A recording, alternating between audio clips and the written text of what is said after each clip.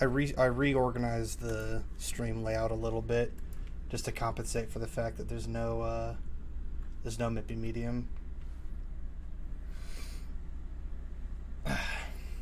Okay, well, here we are with the stream. Today we're going to do character movement on the Catlike coding tutorial page. This one I've been looking forward to. It's definitely going to be difficult, especially later on. This phase will probably be pretty easy, especially considering we've done something similar already, but as it goes on it'll get more and more difficult. But I think it'll be easier to stay motivated since that's something that I'm like excited to do. The character movement shit. Yeah. Yeah, First one's easy. Before the stream started, we were talking about Nemesis. Right, Nemesis. Mr. X. That's the same guy, right? No. What? They're very similar.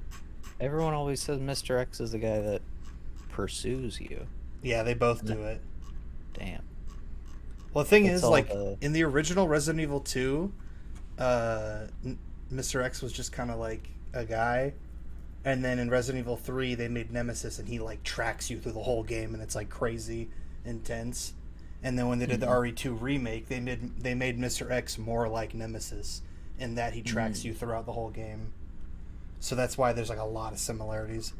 But yeah, this was like what I have on Nemesis. Where is the difference? Right. Look how where squished is the in difference? it is at his waist. there like is Frankie. no difference. It's him. Like Frankie. What they do to him? Upside You down didn't know triangle what to do body. to this man. He just wanted to have sex, and you turned him into this. Dorito, yeah. Yeah, okay, I see now. That's like a common that came like I learned that word when people used it all the time after one of the Captain America movies. Everyone said he looked like a Dorito. Well, we used to always call Frankie Upside Down Triangle Guy. That is, you can't think of a single metaphor. That's all there Nothing is. Yeah, there's nothing. Clay had to come up with that, right? Probably, yeah. I mean, I didn't even think of it that way, but yes. that also could be a Jakeism. Oh, what's up, Upside Down Triangle Guy? How's it going? Look at this guy, fucking upside down triangle guy. So I'll start a new Unity thing. I think I might have mine still. That'd be from nice. when I did it. I mean, I guess then you would just be kind of twiddling your thumbs. I guess that's true. Because that was one thing I was thinking, is if you've already done this, and I've never done this one. Well, also, I know this first one will get backtracked. Oh, like he's gonna redo everything? Yeah, so like the first one is, the first one is just about movement, and the second one is about physics. So the first one is like, you want to make like a menu, and you want the cursor to like bounce off the screen or something, you know? It's like bounce two-dimensional. around. Yeah, two-dimensional fake physics, basically. I think those are both important to learn, though, right? Yeah, and this is good because it shows you just how predictable like physics can be. Like you can just apply a simple equation to it, and it'll look just like physics. So he does say it assumes you've gone through the basics, but I have, except for organic variety. I didn't complete compute shaders or jobs, and I didn't touch organic variety, but I got these. I think these are like the real basics. He wrote this in 2019 too, so like a lot of the more advanced ones in basics didn't even exist. That's true. Okay. Alright, well, I got a fresh Unity project. Do you have a fresh one, or did you find yours? I'm still looking. I think it would be, the movement tutorial. I don't know if I even have this part, though, because of the backtracking. I think I may have just changed it. Can I come? But I don't really remember What? too I well. want to come. What do you think about coming? Thanks for coming. Sorry, what? Let me see what I have. Whoa. Why'd you make it in a pink void? It's missing whatever texture I used originally. Oh, you just put like an image on there or something? Yeah, I guess. Why so. is magenta the default there. for like everything? It is, what is it? Red and blue combined? I don't know. XY is 1. You know? If the color is stored as a XYZ. Oh, And like then- the... What is the word for that? Like the decimal of the color or something? I don't know. I don't know what it would be. I think it's the UV coordinate. The UV coordinate is at 110 or something. I don't know. It could just be developer's choice. Like, that's just what it is in Unity. Okay. Well, this is the first installment of a tutorial series about controlling the movement of a character. Specifically, we'll slide a sphere based on player input. This tutorial is made with Unity, blah blah blah. It assumes that you've gone through the basics tutorials first. Many games are about a character that has to move around to accomplish some goal. The player's task is to guide the character. Action games give you direct control by steering the character, usually by pressing keys or turning a stick. Point-and-click games have you indicate a goal position and the character moves there automatically. Programming games makes you write instructions that the character executes, and so on. In this tutorial series, we will focus on how to control a character in a 3D action game. We start simple by sliding a sphere around on a small flat rectangle. Once we have a good grip on that, we can make it more complex in the future. Start with a new default 3D project. We don't need anything from the package manager at this point, although you could use the render pipeline of your choice. I always use linear color space, which you can configure in the project settings. Oh yeah, I remember him setting that up before. Project settings, player, other settings.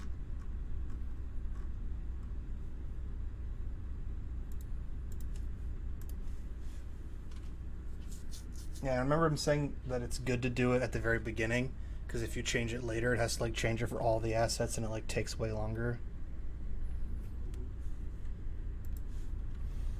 Color space, linear. The default sample scene has a camera and a directional light, which will create a plane to represent the ground, plus a sphere, both positioned at the origin. The default sphere has a radius of 0.5, so set its y coordinate to 0.5 and make it look like it sits on top of the ground plane. Okay.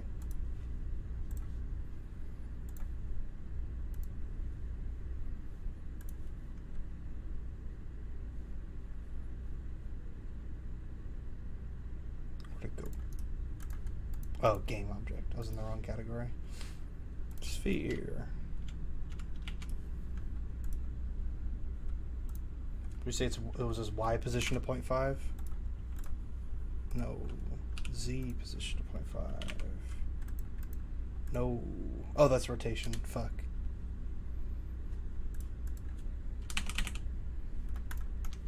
Oh, it's not even at the origin. That's where I fucked up. Okay.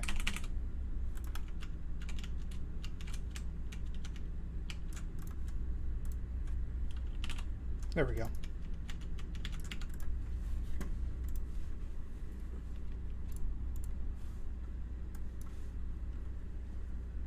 Oh man, I lost a lot. This is good though. I'll be doing it from scratch again. You didn't have anything else backed up? No, I think I actually deleted, like intentionally deleted it, because I figured I wouldn't use it. Mm.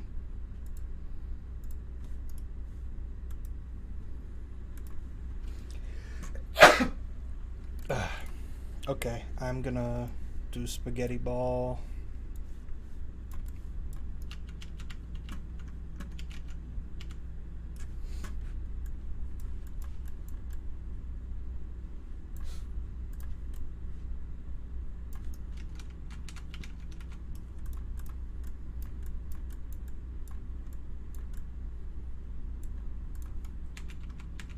Blue sketty.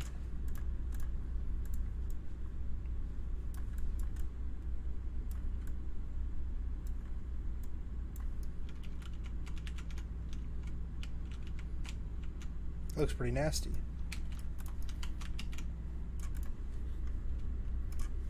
Then the floor.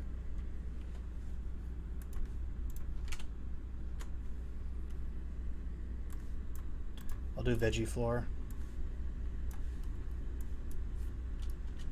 Yeah.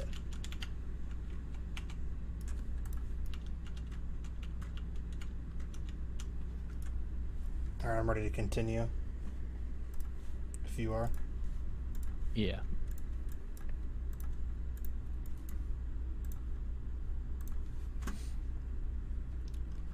We're limiting ourselves to a 2D movement on the ground, so let's position the camera above the plane looking down to get a good view of the play area in the game window. Also set its projection mode to orthographic. That gets rid of perspective, allowing us to see 2D movement without distortion. Then he just gives the exact setup, so I'll just copy that because I don't feel like manually doing that.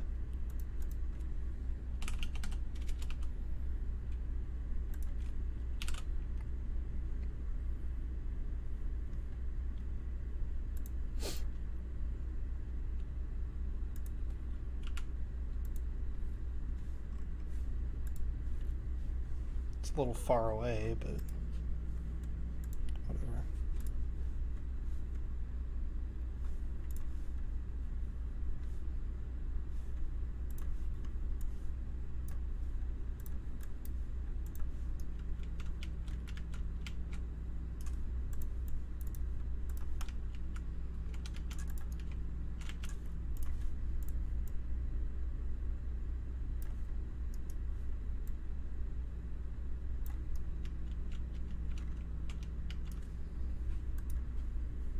Okay.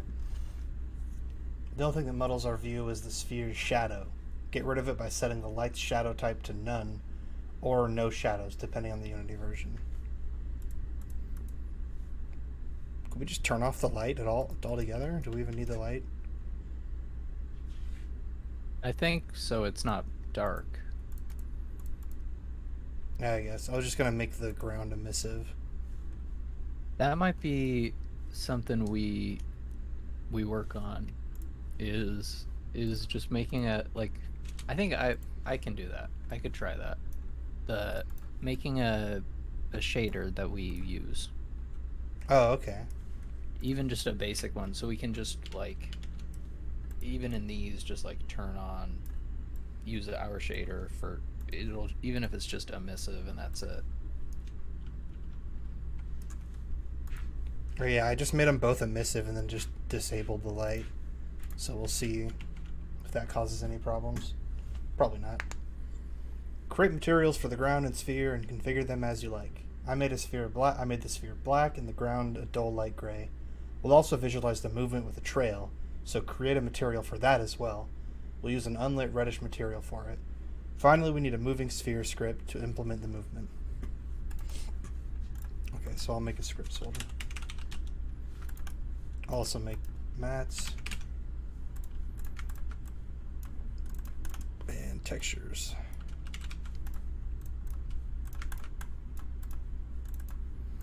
I'm glad all the materials don't get all confused when you move shit like that. Like it doesn't forget where the image is on the material, I guess. Yeah.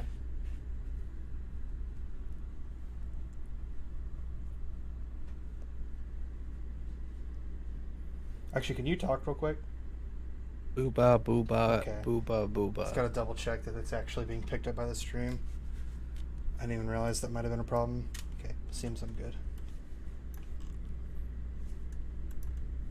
Why does this game view? Oh, I gotta move my camera. My camera's like way further away than his or something.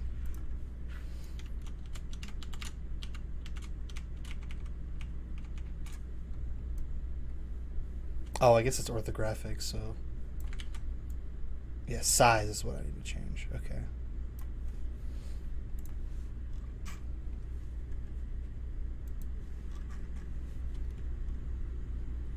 Add both trail renderer and our moving sphere component to the sphere. Wait, what's trail renderer? It's a component. Is that an existing thing? Yeah. Oh, okay.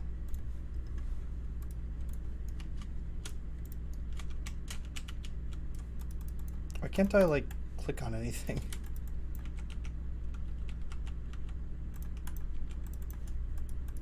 I'm in, like, a weird mode where I can't select anything on the... Is it playing? No. I'll start it and then stop it again, maybe. Yeah, left clicking is like dragging my camera around. Damn it. It's weird. Maybe it's that? Okay, I got it. On the top left.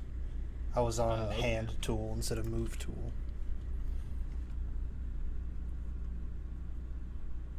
Okay, so I'm adding that to the sphere. I'm adding moving sphere and trail renderer. I didn't know that was a built-in thing. That's pretty nice.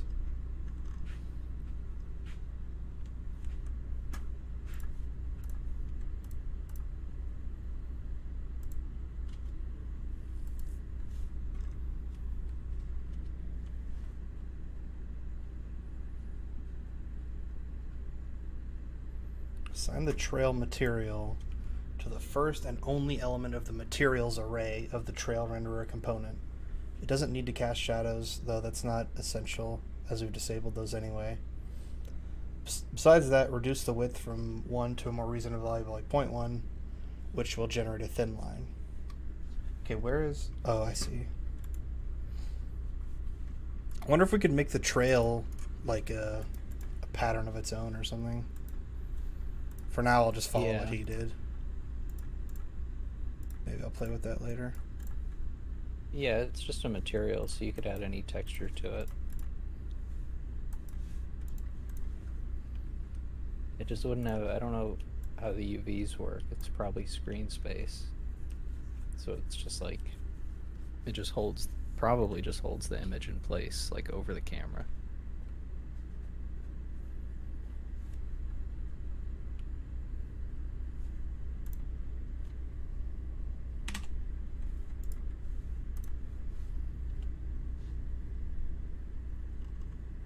Although we haven't coded any movement yet, we can get a preview of how it would look by entering play mode and moving the sphere around. Okay. Very nice.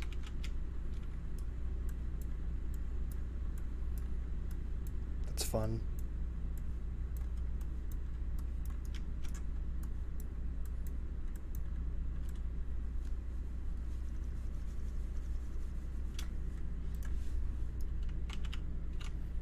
It's funny, when you first explained to me that like changes you do in play mode get reverted as soon as you enter it, that like confused the fuck out of me, and it felt like such a dumb decision, but like now it's like so obvious.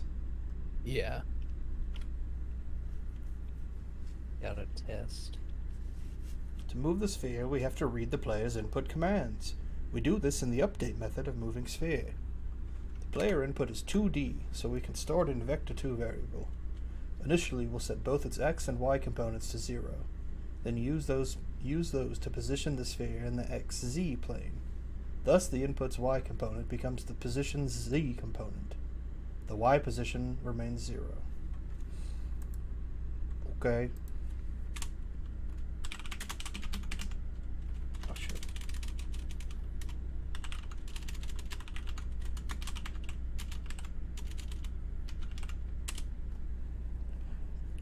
That's so annoying. My thing like auto completes shit that I type sometimes, and it'll just auto complete the wrong thing. My thing.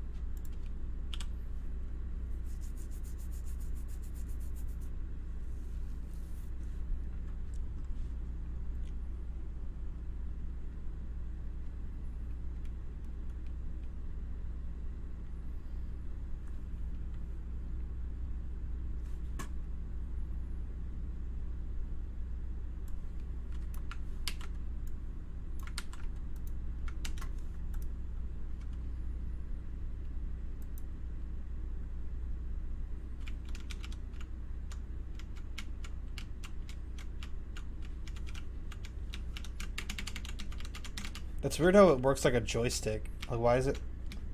It like resets back to the middle. I guess I could just use the joystick. Yeah, because it's updating every frame. So if player input is 0, it'll revert back to 0.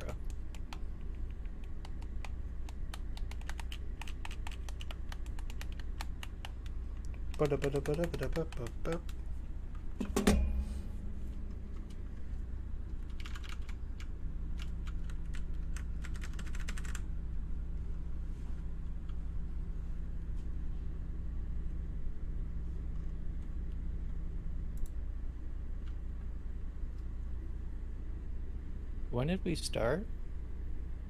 It's been like 20 minutes. Oh, okay. Well, let's keep rolling. I think we could actually get this done Yeah, in I'm around not. an hour. You're ahead of me still, right? Like a step. Okay. I just clamped the input. Okay. The axes return 0 when they are at rest, and -1 or 1 at their extremes. As we use the input to set the sphere's position, it is constrained to a rectangle with the same range. At least that's the case for key input because the keys are independent. In the case of a stick, the dimensions are linked, and we are usually constrained to a maximum distance of 1 from the origin in any direction, thus limiting the position to lie within a circle. The advantage of the controller input is that the maximum length of the input vector is always 1, no matter the direction. So movement can be equally fast in all directions. This is not the case for keys, where the maximum is 1 for a single key, but √2 when both keys are pressed, meaning that diagonal movement is the fastest. The maximum for keys is √2 because of the Pythagorean theorem. The axis values define the lengths of two sides of a right triangle, and the combined vector is the hypotenuse. Hence, the magnitude of the input vector is that. So it's, I guess, yeah, so you have two forces going this way, and then the net force between the two is like a triangle. That makes sense. We can make sure that the vector's length never exceeds 1 by dividing the input vector by its magnitude. The result is always unit length vector unless its initial length was 0, in which case the result is undefined. This process is known as normalizing a vector. We can do this by invoking normalize on the vector, which scales itself and becomes a 0 vector if the result would be undefined. Okay, so I mean, rather than, he just explained what it like does basically, but this is already a built-in thing we don't have to actually worry about. Like, we don't have to manually create a normalize function. Oh yeah, no. Normalize is a vector 2 or a vector It's pretty nice. vector method. That's what it's called. I'm not used to saying method, but method is like. Yeah, that's really what I want to say function. I always say function, but it is method within C# and all that, right? Well, there's, I think because, well, in C you would say a function, but maybe that was just how it was, like how it was taught, you know? I don't know Yeah. what the real one is. But it seems like in Unity, a lot of times I'll go like, at some point I'd be doing something and I could say like, I'm writing a function right now. And I could either be writing a class or a method. I guess methods are voids. No, I don't know. I don't know the difference.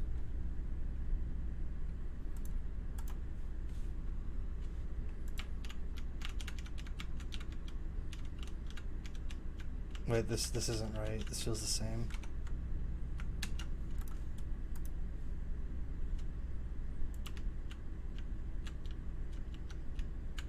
I can't do like a circle like he's doing.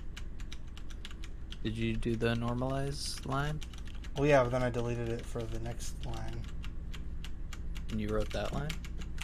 Yeah. Did the normalize work? I guess I didn't check. I'll try that.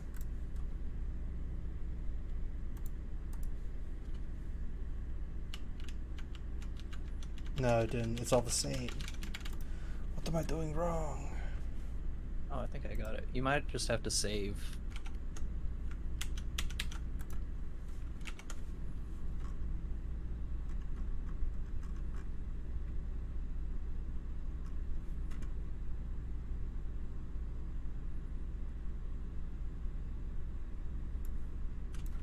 think ours looks the same.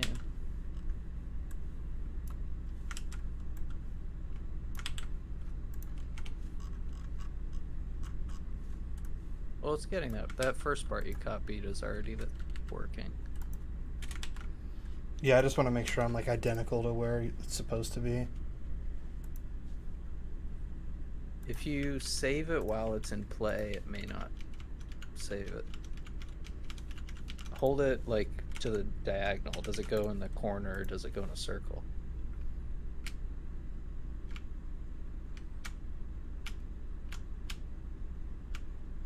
I just can't do a circle. Like he has like this clean looking circle on the outside. Yeah, I have that too.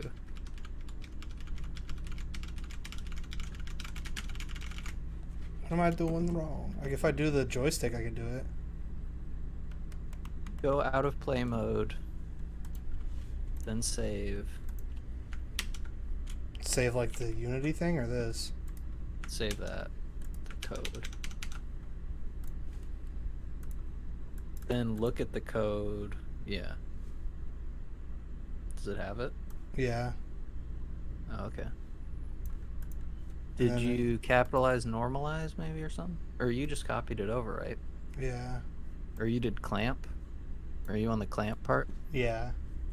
Oh, okay.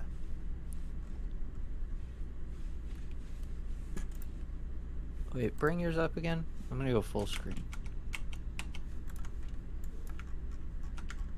Could you like I don't think I can make it bigger. Hold on, I'm seeing if I can like Oh zoom right. in. I'll just get closer. Oh nice. There's gotta be a way to zoom in, right? Oh, new vector 2, right? Did you have yeah, new vector 2. Or wait, no. Well, it's here. You put it before. You put the player input before transform. Oh, I put it up here? Yeah, because transform then uses player input. So that line is normalizing the input that goes into the transform. Ah, there it goes. Okay, good call.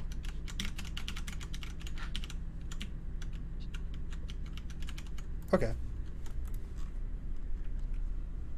What we've been doing so far is directly using the input to set the sphere's position. This means that when the input vector I changes the sphere's position, P immediately changes to the same value, hence P equals I. This isn't proper motion, it's teleportation.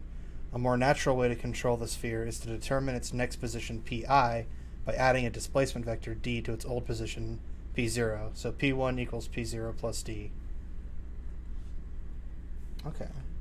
By using d equals I instead of P equals I, we make the relationship between the input and position less direct. This removes the constraints on the position as it is now relative to itself instead of the origin after the first update. The position is thus described by an infinite iterative sequence that, with PO just defined as a starting position. So rather than it returning back to the default, like the default origin spot, it just returns to the previous position, I guess? Or it just doesn't even return anything. It returns to... Well, it doesn't return yet. It just updates position by adding a displacement to it.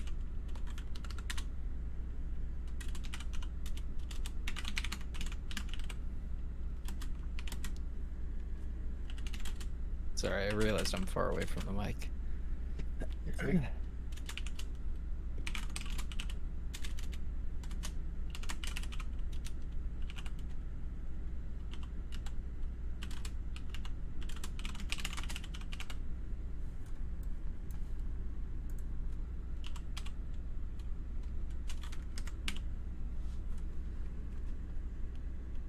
I want to use vector 4s now.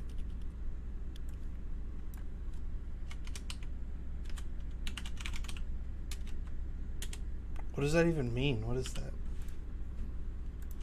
Well, it's probably just a generic vector. Like, you can store any values in a vector. So it's just like a 4-dimensional one. Whoa, shit. It's so fast. What the fuck? Why is mine so fast?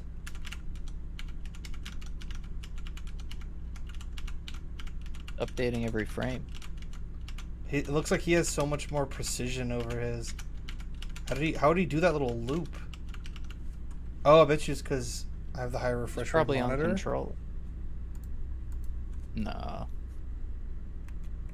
Even on controller, Maybe, this shit's yeah. quick as fuck.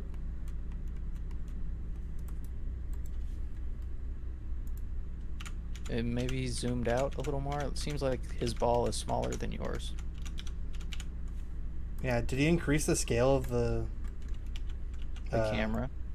Well, the plane? I think he just made the camera.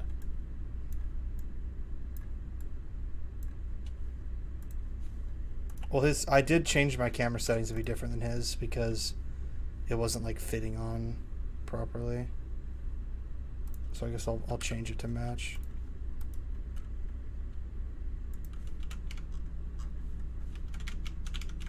Oh my god. It just goes flying.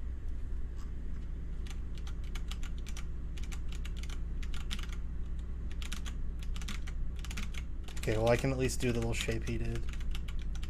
Kind of. Whatever. Our sphere can indeed move anywhere, but it goes so fast that it's hard to control. Okay. It's a consequence of adding the input vector each update. The higher the frame rate, the faster it goes. For convenient results, or consistent results, we do not want the frame rate to affect our input. If we use a constant input, then we want a constant displacement, regardless of the potentially fluctuating frame rate. For our purposes, a single frame represents a duration, how much time t has passed between the start of the previous and the current frame, which we can access via time.delta time. Our displacement is thus actually d equals it, and we incorrectly assume that t is constant. The displacement is measured in unity units, which are assumed to represent 1 meter, but we multiply the input by a duration expressed in seconds. To arrive at meters, the input should be measured in meter per second. Thus, the input vector represents a velocity. Okay. So yeah, this bit, the new vector player input, is just going to keep moving.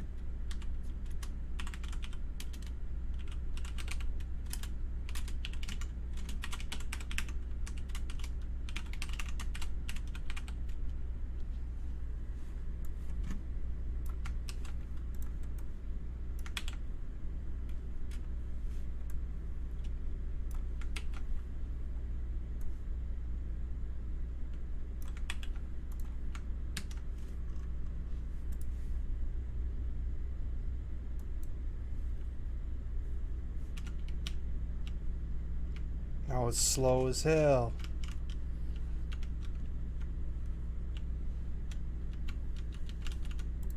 Okay. Okay. We can increase the maximum velocity by scaling the input vector.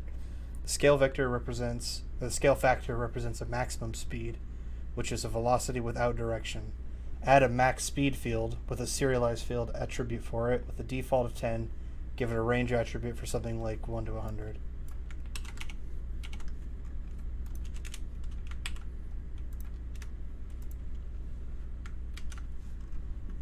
God, I thought he assumed we already did the basics. There's a question for what does a serialized field do? Whatever.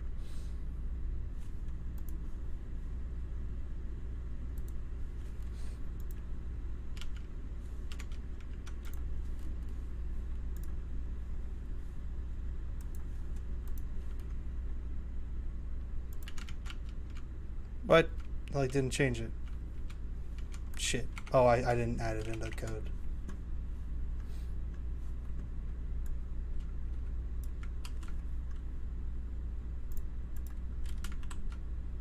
There we go.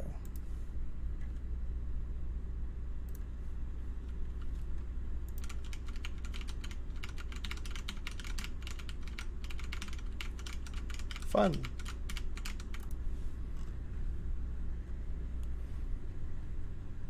Because we have direct control over the velocity, it can be changed instantaneously. Only the filtering applied by the input system slows down the change somewhat, In reality, velocity cannot change immediately. A change requires some effort and time, just like changing a position does. The rate of change of a velocity is known as acceleration, a, which leads to that being the zero vector. Deceleration is simply an acceleration opposite to the current velocity, so it doesn't require special treatment. Let's see what happens if we use the input vector to control acceleration instead of velocity directly. This requires us to keep track of the current velocity, so store it in a field. This is fun. Yeah, this is more results.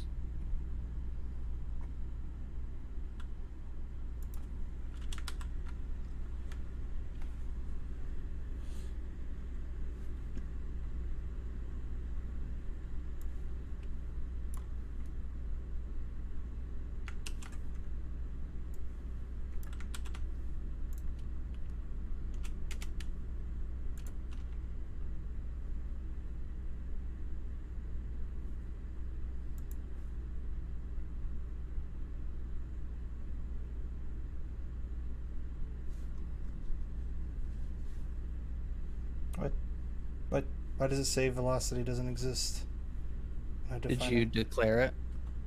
Yeah, isn't this declaring it right here on like line 9? Let me see. Oh no, not an update. Oh, whoops. Okay. The point is to like just make the, because like before we were making a new one every frame. So by putting it before or outside the update, it just does it right when it starts. Or like implicitly. And the acceleration is what's changing constantly in this case.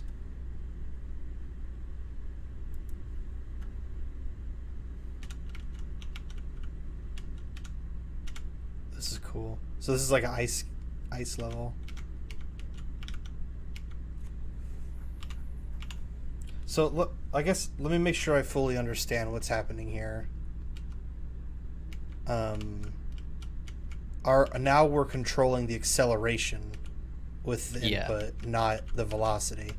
So when I push, so I am still controlling displacement. Well, you're controlling acceleration and then using basic math of velocity is acceleration times time and displacement is velocity times time. So we are changing the velocity just by changing the yeah. So it is all still changing. It's just we're only controlling acceleration. We're not controlling velocity. And we're controlling it directly instead of controlling speed and like having to speed up or slow down. So ideally we would want to control velocity, right? And then just have acceleration affect it. This is just like an experiment. No, this is how you would want to do it. Otherwise, like how would acceleration affect it otherwise? I guess that's true. It needs to be driven by the controls. Otherwise, also it's backwards because this way you're controlling the most complicated thing and then deducing like simpler things from it, I guess.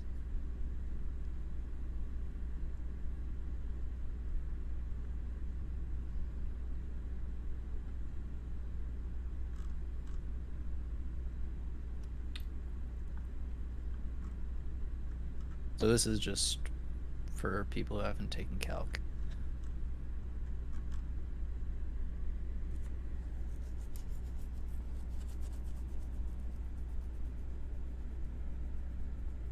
So we can combine both approaches by directly controlling a target velocity and applying acceleration to the actual velocity until it matches the desired one. We can then tune the responsiveness of the sphere by adjusting its maximum acceleration. Add a serialized field for that. Okay. Seems like we are doing that.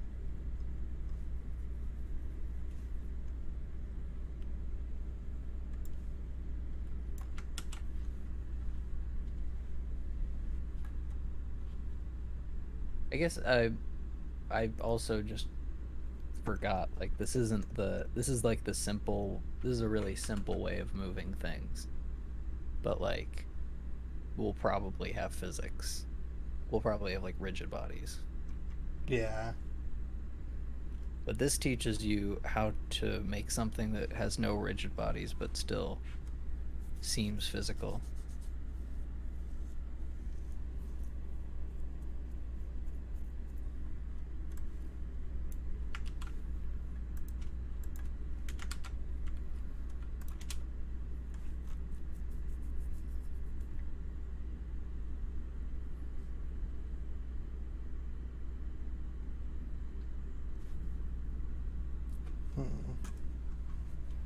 Okay, in update, we now use the input vector to define a desired velocity and no longer adjust velocity the old way. Instead, we first find the maximum speed change by multiplying the max acceleration with t. That's by how much we're able to change the velocity this update.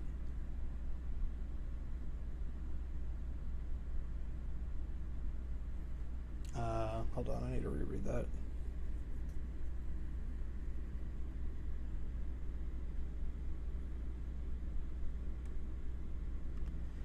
Let's first consider only the x component of the velocity. If it's less than desired, then add the maximum change.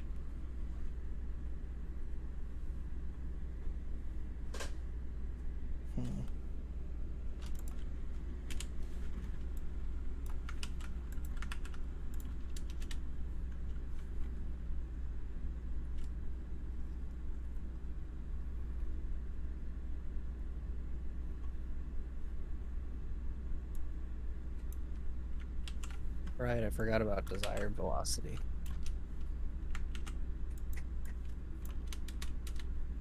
So we create this desired velocity the same way we were creating the previous velocity, but now it goes through a filter and becomes velocity after we've like compensated for like real physics, and then we use that in the actual like equation, I guess. Yeah, I guess so. Where are you at on it? I'm on the else if. Else if. Oh man. Okay, I gotta catch up. I'm just gonna copy and paste.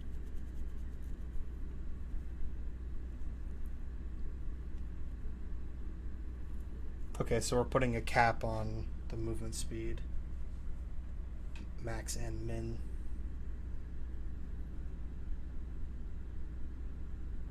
That's good. Yeah, we got to make sure we check both ways.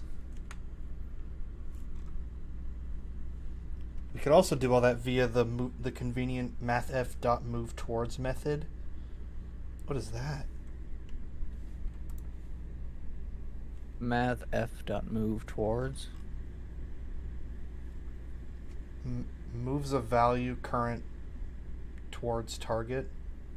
Oh yeah. What is a value current? A value. Well, wait. Let me read it.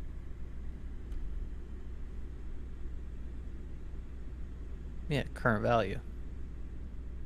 So it's like a lerp. It just like takes one Yeah. thing and goes to the other one. Yeah, Okay.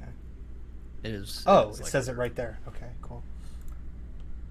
Wait, what is it? Oh, it's too late. What did it Well, say? I can the just difference control shift was? T. I didn't know that. But instead, the function will ensure the speed never excels Oh, max delta. so it's lerp with a cap, I guess. Okay. That's kind of interesting. And we do have that cap. The Yeah, max so he just speed gutted change. everything. Yeah.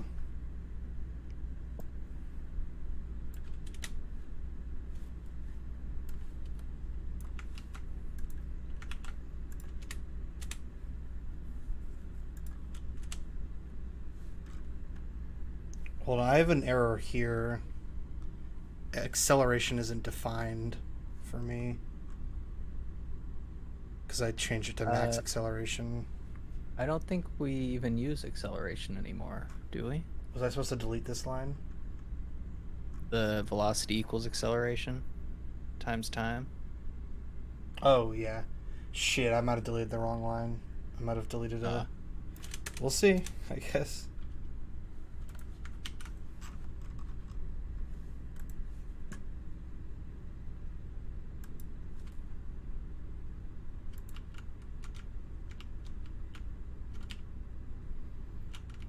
Seems, well, mine feels a little bit more floaty than his.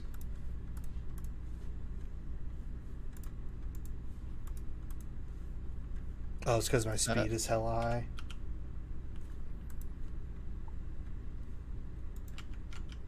I keep pressing X to delete stuff because I've been in Blender all day. Okay, it seems like I'm in line with what he's doing.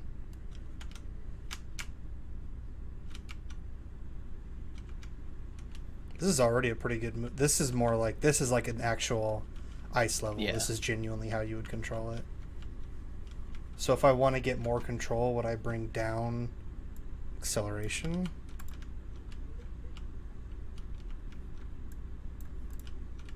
Oh no, I'd bring up acceleration. Duh.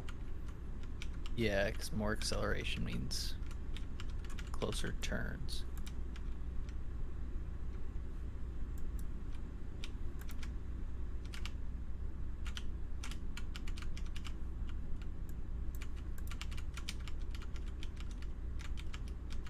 Nice. Okay, that's pretty fun. Now we can tweak the maximum acceleration and arrive at a desired trade-off between smooth motion and responsiveness. See, that's important to be able to have, like, if we could just keep our movement, like if we created our own like movement class or something like that, and we could just adjust it on the fly like that, that would make it making like an ice area so easy, I feel like. Yeah. Then it's just like, if you're in this plane, set the acceleration to this number and that's it. Or like a muddy water or like a swampy area. Well, the next couple ones will give you a lot more controls in that field. Besides controlling the velocity of a character, and a big part of games... Wait, what? Besides controlling the velocity of a character, a big part of games is limiting where it can go. Our simple scene contains a plane that represents the ground. Let's make it so the sphere must remain on the plane, staying within the square. Rather than use the plane itself, we'll simply make an allowed area a serialized field of the sphere. We can use a rect struct value for this. Give it a default value that matches the default plane by invoking its constructor method with -5 as its first two assignments and 10 as the last two. These define its bottom left corner and size. Okay, I might need to adjust this because I fucked with the scale of my plane. We'll see.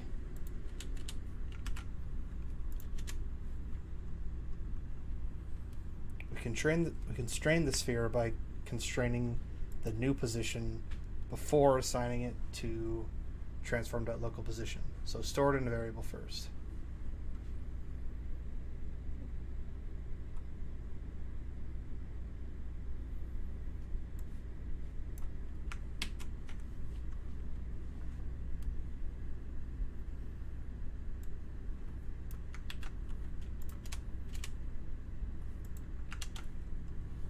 We can invoke contains on the allowed area to check whether a point lies inside it or on its edge.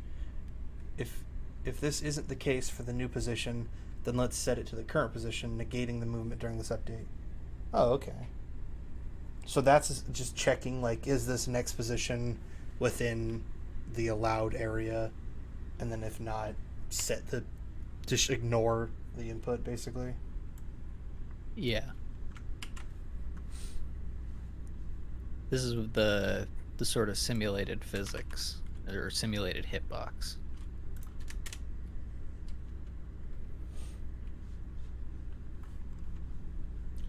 When we pass a vector 3 to contains, it checks the xy coordinates, which isn't correct in our case. So we pass in a new vector 2 with xz coordinates.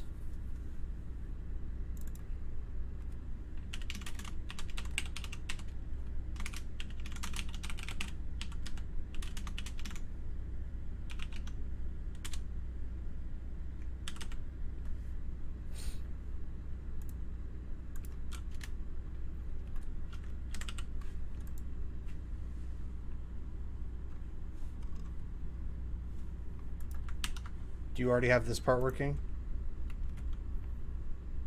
Which, the constraints? rectangle? No, not yet. It gets kind of weird when you hit the edge, but I guess he'll get to that. Yeah, that'll improve. And yeah, it doesn't line up with my rectangle currently, but I don't think it doesn't really matter. I could just rescale. If I just remove the scale changes I did to the rectangle, put it back to 1, 1, 1, then it'll line up, right? Yep, okay, perfect.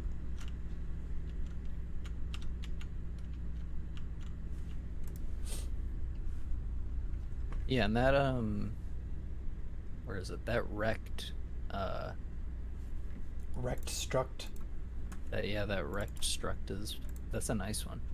I don't know how that differs from vector 4. But that's nice.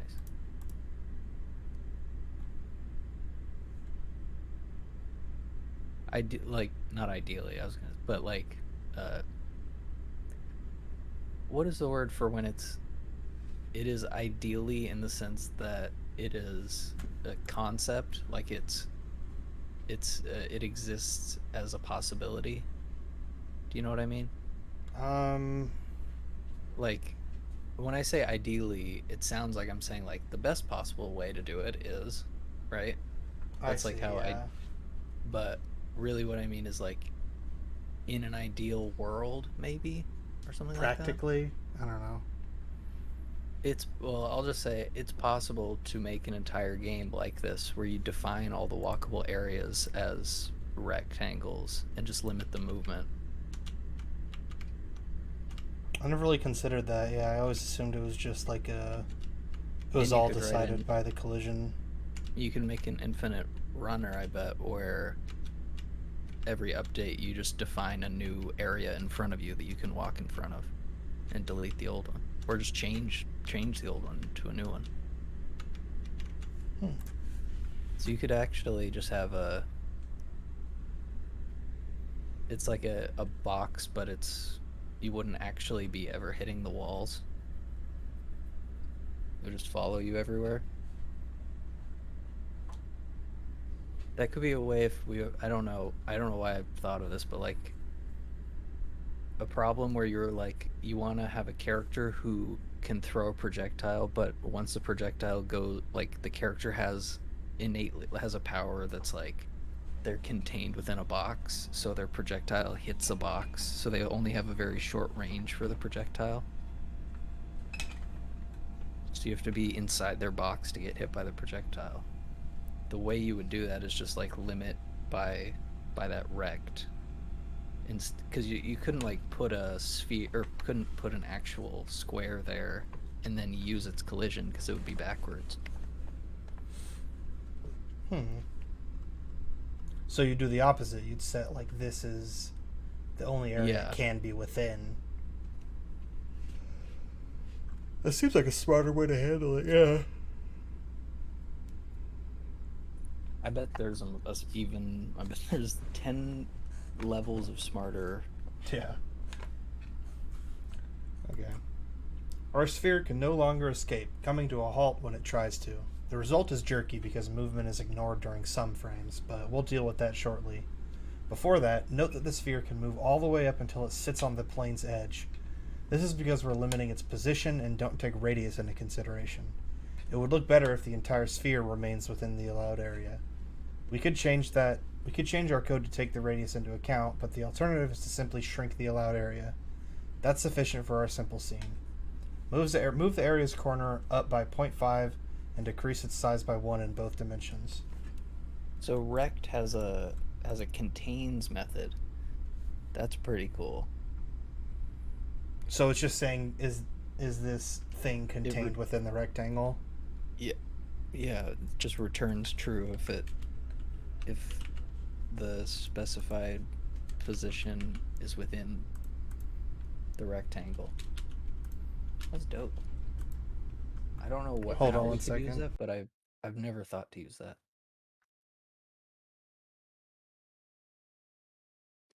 Well, I'll keep talking for the sake of the stream.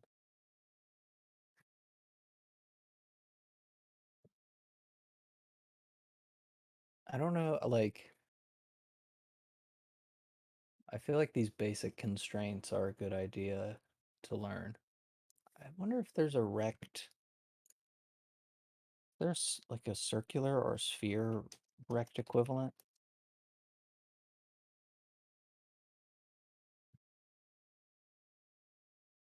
Rect in C#.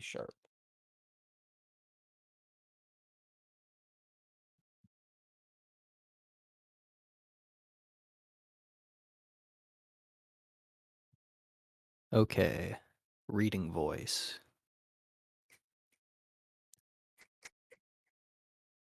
This is all code. I don't know what the voice is for code. Robot, I guess. Rect struct. How do I find the other structs? Yo.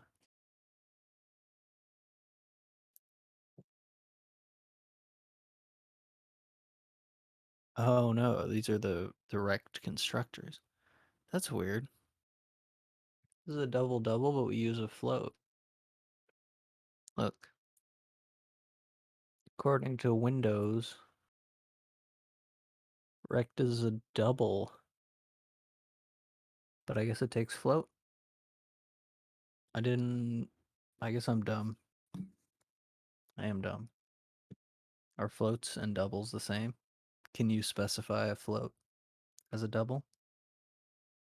Double, double, double. Well, these guys just use the doubles. I don't know. Putting that F there works. Seems to work. Maybe that's just a Unity thing. Because I was reading the .NET. I gotta catch up.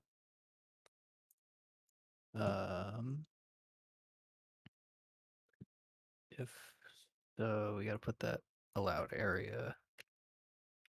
If.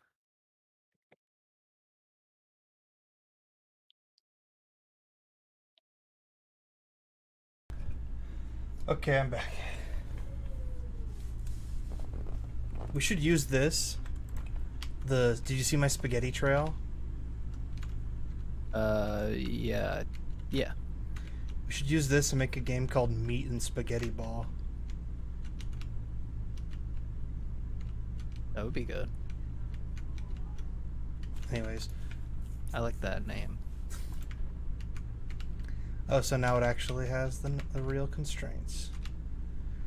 I don't get, why does it have a width and a height and an X and a Y?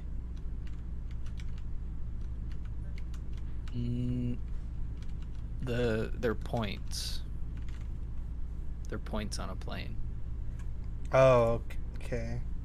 So it is I still think- 3D.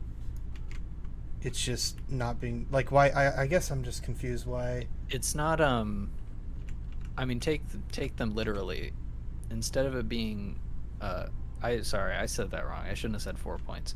It's the starting point and the ending point. It's like if you were to draw it with a square or like a rectangle tool in Photoshop, you'd start at one corner and then stretch it over. Yeah. That's what this is doing. It starts at one point, goes up 10, goes to the right 10. Oh, okay. So the X and the Y are what the starting point are, and then the width and the Yeah. height are coming off of that point. Yeah, so those define the actual area. That makes sense. Okay. Exact placement. We can get rid of the jerky movement by clamping the new position to the allowed area instead of ignoring it. We can do that by invoking mathf.clamp with a value and its allowed minimum and maximum. Use the xmin and xmax properties for the area x of the area for x and the ymin and ymax properties for z. Okay. So I just do all that instead of the new position line, where it like replaces the. Yeah. Keep opening this.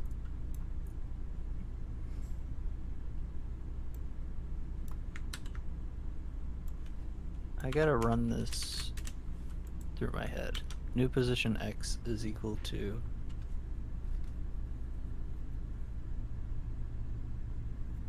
What are the clamp parameters?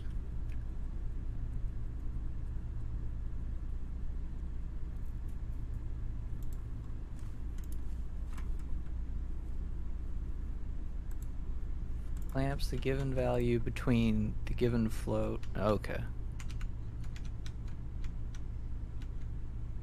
So this is, instead of before where it's just ignoring it, this is actually limiting the movement to the exact, like, rectangle area. Can I catch my own tail? Can I do it? Can it be done? I wonder how much control you have with, like, does the trail renderer, I wonder if the trail renderer, like, gives you any info, like, in code. Like, There's if time. you can, Is time how long reference it it? stays? I just mean, like, can you reference, like, can you get the trail render and, like, can you use trail render to make a snake game? Or Oh, I bet you could, huh? well, I think, like, I wonder if it's just, like, a cosmetic thing to show you your path. Well, I bet it at the has very any, least you like, could Code change. functionality. You could change like the time and the width of the line and that kind of shit within code. But I don't know Yeah, if you or could just, like detecting collide it. with the tail or Yeah. something. I think you might have to just make it from scratch, like, just do what the trail renderer does. Just plots your position every frame. Eliminating velocity. What is it? What is that? Because when you run into a wall, you have velocity. You have, like, you maintain your velocity. So if you run into a wall and then try and turn back, you don't do it instantaneously. It already doesn't do that. Oh, I don't know. Oh, I think that might just be because you get like stuck to the wall. Yeah, like you burn through your, or you keep your velocity but hold your position. That's what it is. The sphere, I guess he's going to explain it. The sphere now appears to stick to edges. After reaching an edge, we slide along it, but it takes a while before we can move away from the edge. This happens because the sphere's velocity still points towards the edge. We have to change direction by acceleration away from the edge, which takes a while depending on the max acceleration. Oh, so as we're going, it just keeps adding more and more velocity and acceleration, Yeah. so it gets more and more difficult to pull away from that wall. So this, like, See, if once I you just hit the wall, instantly it do it. kills it Okay. If our sphere were a ball and the edges area a wall, then if it hits the wall, it Yeah. shouldn't come to a stop. This indeed happens, but if Dr. the wall Seuss. were to suddenly disappear, the ball wouldn't regain its earlier velocity. The momentum is gone, its energy transferred during the collision, which might have caused damage. So we have to get rid of the velocity when hitting an edge. But it's possible to slide along the edge, thus only the velocity component that points in the direction of that edge should be eliminated. To set the appropriate velocity component to 0, we have to check whether we're out of bounds in both directions for both dimensions. At this point, we might as well clamp the position ourselves, as we're performing the same checks as math clamp and contains. Okay.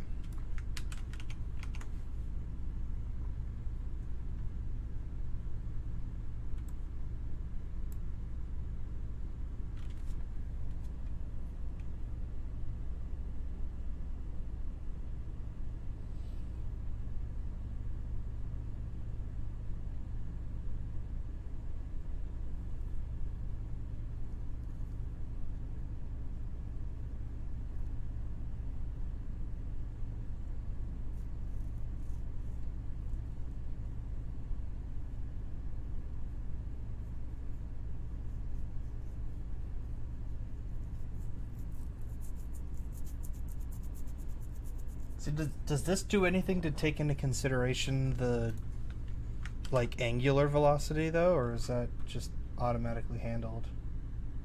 No, there's no angular velocity. Well, he was saying how like you can still slide along the wall. So like if your velocity, it should only negate the velocity like straight in one direction, I guess. Yeah, But that's not like angular velocity is spin. There's no spin. That's true. That wasn't the right word. But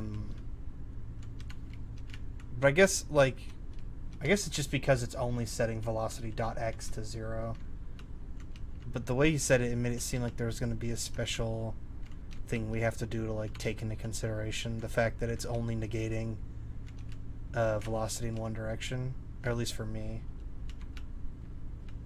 Yeah, I mean that's the point though. Like if you hit a flat wall, it doesn't kill your y. If you hit something on the x, it doesn't kill your y velocity. It maintains your y velocity.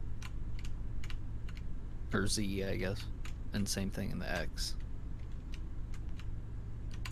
I feel like it might be a good idea in like a gameplay mechanic to have it at least slow down the y velocity a little bit. I guess I'd do kind of. I feel like if you were like slow, it should slow you down if you're like running along a wall, kind of. I wonder if that would be like an easy thing to implement. You just have to think about what the math is on that. So it would be within each of these, I would have to also put like velocity.y equals velocity.y somehow decremented, like. Yeah, minus a buffer or like times a multiplier, and then you do like 0.9 or something. Yeah. Okay.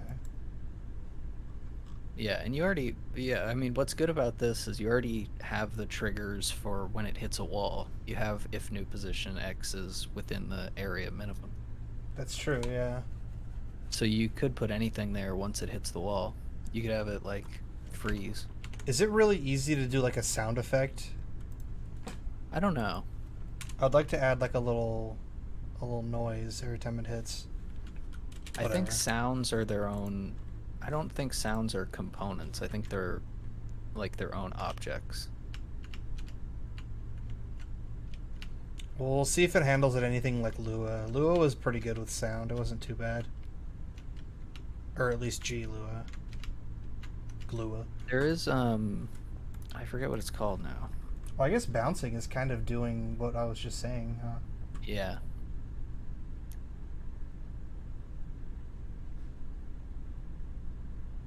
Oh, I guess not really, actually. It just negates the velocity rather than making it 0.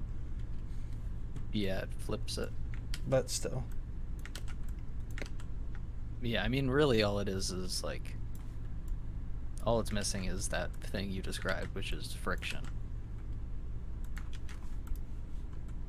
Just gotta do fake friction.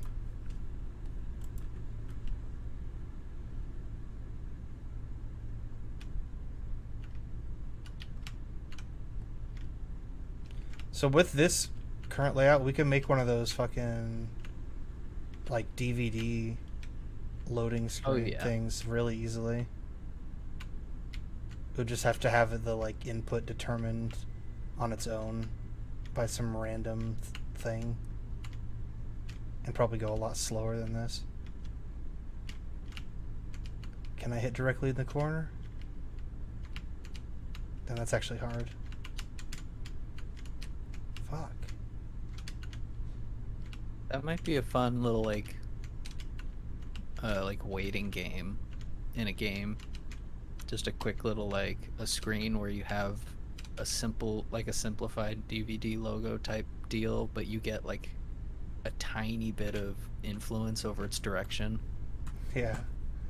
I don't know, is the fucking trademark on that like up now, or can we do that?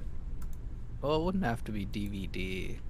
No, I specific. mean Like Atari. anything that oh really they own that? Atari has a patent on like playing a game while your other game is loading. That can't be true. They played did so for a many time, games. I think. Guilty Gear has that. Okay, then it must have expired. What's the Smash game that had it? Or not Smash. There was I think it was Smash that I'm thinking of now, but there was a Wii U game that had it too. Oh yeah, Splatoon. Splatoon, that's what it was. Yeah, Splatoon had it. So then it must have either I'm wrong about it or it expired I guess I just looked Atari it doesn't own shit now. Atari, like, went way down. There's a couple of companies like that where like they were in the same boat as Sony. Like up. Oh, they look were at in the that! It hardware expired game. in 2015, same year Splatoon came out. Oh wow. How loadings. So yeah, Namco's patent covers auxiliary games that a player can enjoy while the main game is loading. Damn, that's such a loose patent. That even inspired a loading screen jam where developers created their own loading screen games. That's fun. Yeah, Guilty Gear has a good one, or has a good like. I don't know if you've seen it. The like lobby system. Yeah, Have I've you watched seen any of that where they game? like walk around in that little lobby. Yeah. I haven't The seen the game though, like the loading the whole. game. I mean that area and also the. I mean the whole game. I've just studied it constantly because it is like that's an unlit game in the sense that we want, I think. That's true. Like Yeah. purely from a shader standpoint, That's like what I was thinking. Maybe we should be love that making shader. unlit versions of all of our characters as well, just in Yeah. case we ever fall back to using a cell shader. Yeah, I definitely agree with that. I was messing around today. I mean, the way I set up my model today was just like having different materials so that I could change the color and test the different parts. Yeah, that's a good way to start out for sure. I mean, I think we could get away with that if we had like a couple materials, or if we had like 2 or 3 materials on a character that had different textures, Yeah. or even the same texture. If we had like a grayscale map of detail, we could like apply that to any color as well. All right. Well, let's Like, continue on with this. We're like yeah. almost done with it. It's the last step. Sphere now keeps its momentum, but just changes direction when it hits a wall. It does slow down a bit because after bouncing, its velocity will no longer match the desired velocity. To get the best bounces, the player has to immediately adjust their input. Bam, bam, bam. We don't need to retain the entire velocity when reversing it. Some things bounce more than others. So let's make it configurable by adding a bounciness field, set to 0.5 by default with a range of 0 to 1. This allows us to make our sphere perfectly bouncy or not bounce at all, or anything in between. Very smart. Look at fucking smart guy over here.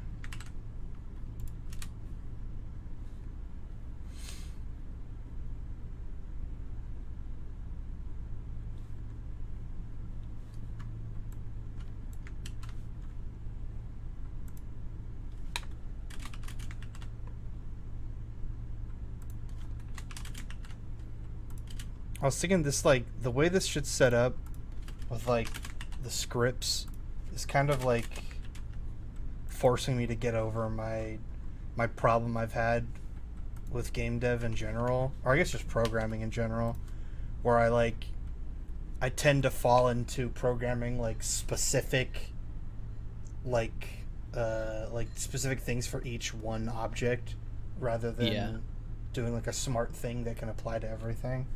And I feel like I can't really do that. I can't really do the dumb way now in this. Well, maybe Yeah, I could find a way, but...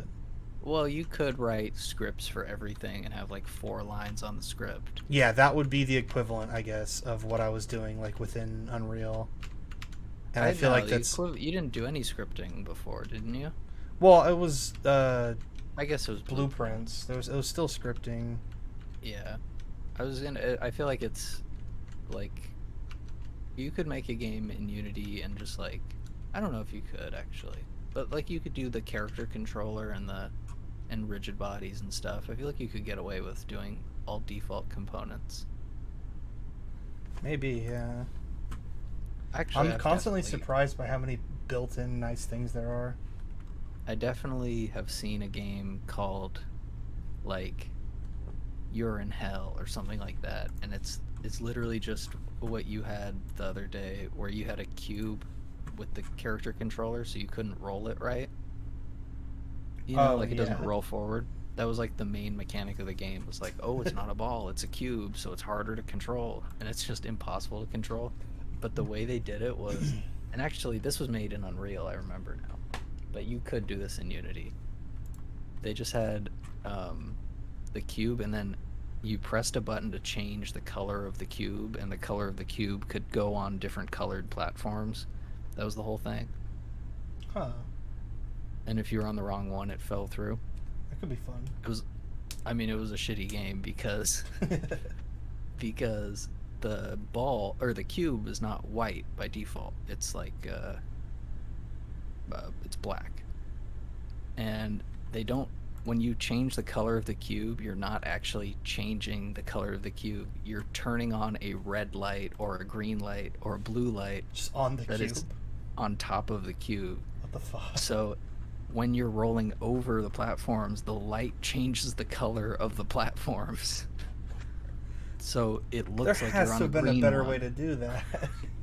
It's literally just swap, like change the material, but you have to write a script to do that.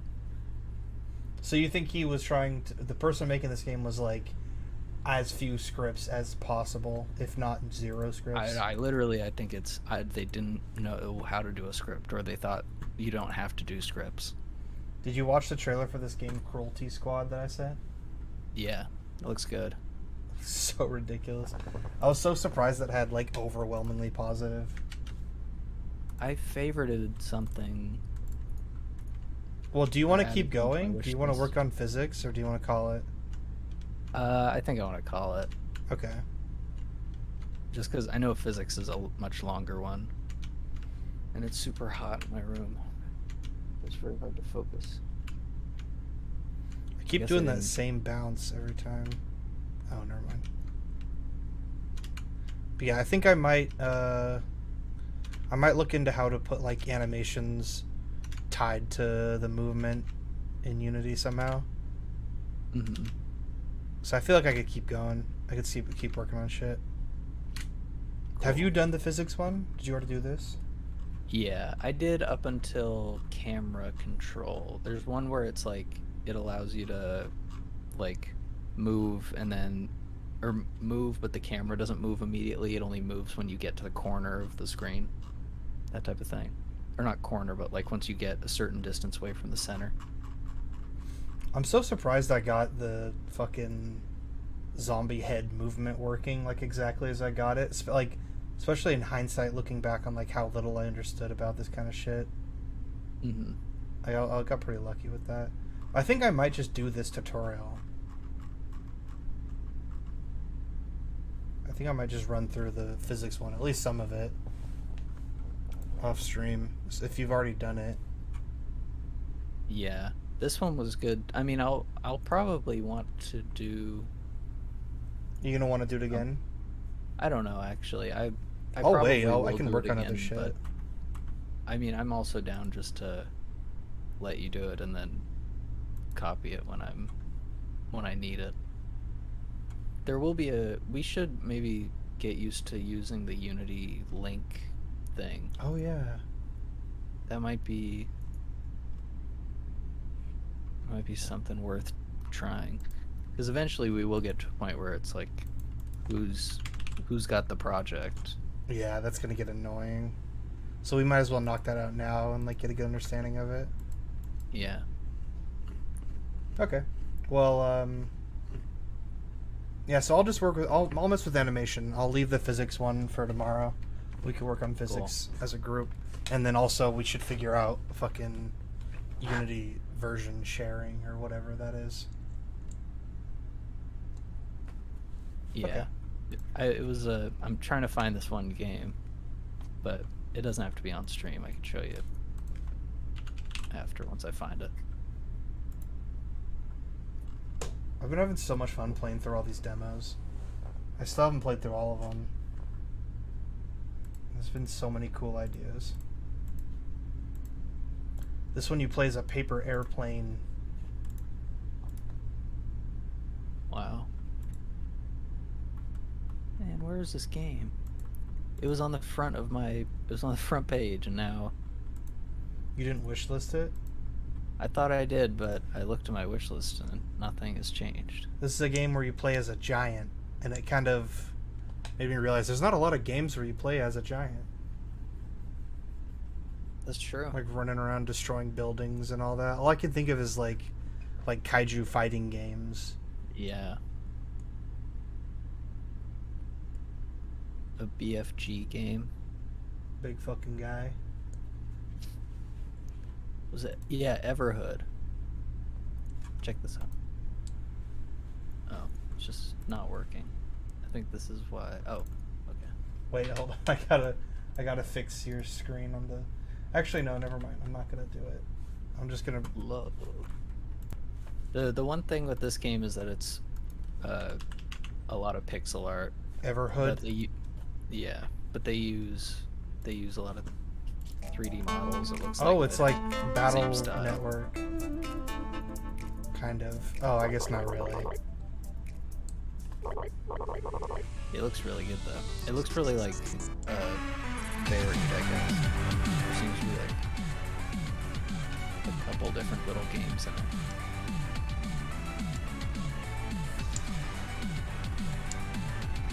Yeah, this looks rough. Oh shit, there's like a racing mode. Yeah, like Night Driver. And there's like a Doesn't that look shmup like Night mode. Driver? Yeah, but look at that texture.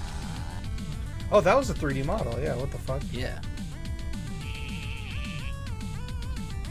So this game has elements that have the look. Yeah.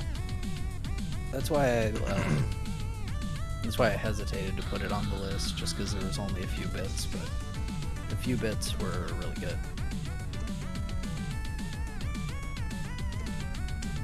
Sort of an Undertale-like, looks like. Earthbound-like.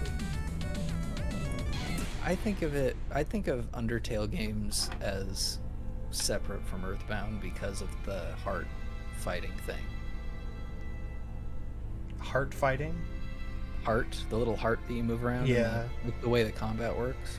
Like Earthbound is turn-based. That's true.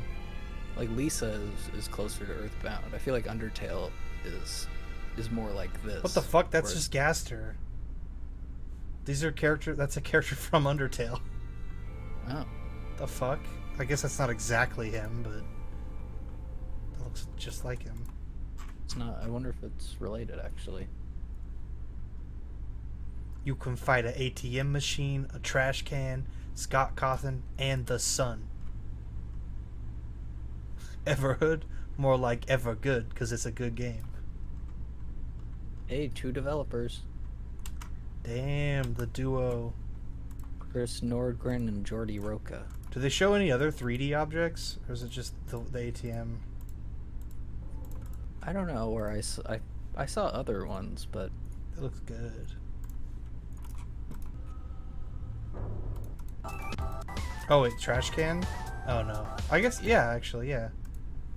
Trash oh, you know can. what? It was the racing has a bunch of 3D. Oh, here's Like the another car- one. That big, like, rolly that has a flat color, Yeah. though.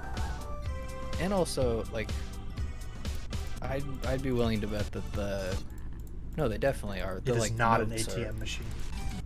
The notes are all 3D.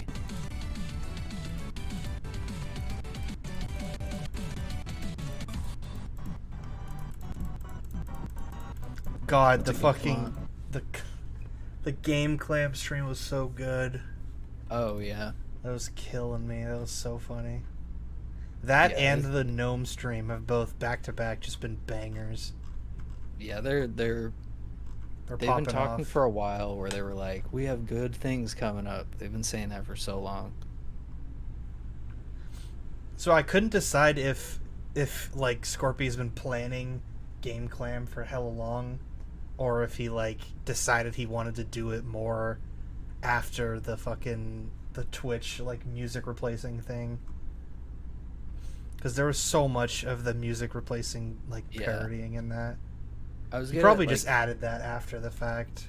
that joke specifically is one that you could like add to anything very quickly. Cut the music out and add a lower third. I really love when they music they cut back to chose- dead Balp. Oh yeah, Blasting that. That was so that was good. such a good. That was such a good reveal. Like I totally forgot about the third strike. Yeah. Jeff will be punished. Or Hef. And they did that. That was the other thing. They did that so well. I don't remember how it worked exactly, but it was like it was right after his third strike, because like Valp doesn't, like, the character of Jeff is just talking and he doesn't know that he's being muted. So like obviously they told him like, okay, we hit third strike. That's when you bring up the fact that there is a third strike like system at all once you've already hit the max. That's It's genius. like when he goes like the strike is him just ranting about Sony. Like that felt so real too. Yeah. This game's cool. Yeah, I just saw this while I was looking for Everhood. I remember they were watching this on Valp's stream during the Holy 3 thing. It's cool how it's like kind of multiplayer but kind of not. It looks like I mean, I don't, just from looking at it right now, it looks like that Gmod mode. What is it called? Yeah, Death Run. Death Run, yeah. It's I mean it's pretty similar to Death Run, yeah. It's just that there's like ghosts instead of actual other players. But the dope thing is that better. only one person can win. Oh. So once one person completes that level is shut down for everyone else forever, I guess. I mean, that is better. The Death Run kind of would drag on. I mean, assuming that like any part of this is them trying to improve on Death Run, but I remember Death Run, like the old gods were always there, and you'd just be they'd always be waiting. Like, one of the relics are claimed, or the temple overwhelms them. But be warned, you only get one attempt, so make it count. You only get one attempt at a level. oh damn. Whoa. Phantom Abyss is an asynchronous multiplayer game. That's where sick. temples Oh, are it's just filled with out. phantoms Oh. of players who came before. Is it like a fuck ton of people? Use their clever moves. That has I mean, 40 this all- reviews. steps to your It's like advantage Fall and Guys make it almost. further than anyone has Kinda, gone yeah. before. But it's just ghosts. It's not Players live. must navigate a unique Yeah. range of Which is weird, because it's like, what if you're going with at the same time as someone else and then they win? Does it just boot you out? I would assume that there's something about the ghost mechanic that we just don't know about. obstacles, traps, Are they and just enemies. recordings? Yeah. I bet they're not Among just them recordings. are a series of powerful I mean, they wouldn't even be weapons. like that would be the easiest way to make this game, is just say it's multiplayer and then record everyone's single player process or progress, and then just keep adding it to like a library of bot times. The temple forever, meaning only one person in the world may claim it. Will it be you? I feel like if I played this intensely, I would never be the first guy to get a level. That sounds so hard. Yeah, battle royale games have proven. Yeah, this is There's kind of like- like a battle royale. I could see that. I mean, anything to me at this point, anything that is last man standing is basically what battle royale means.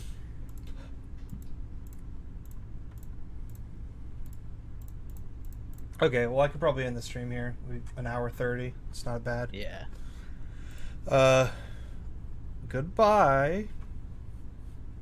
That's all Goodbye. there is.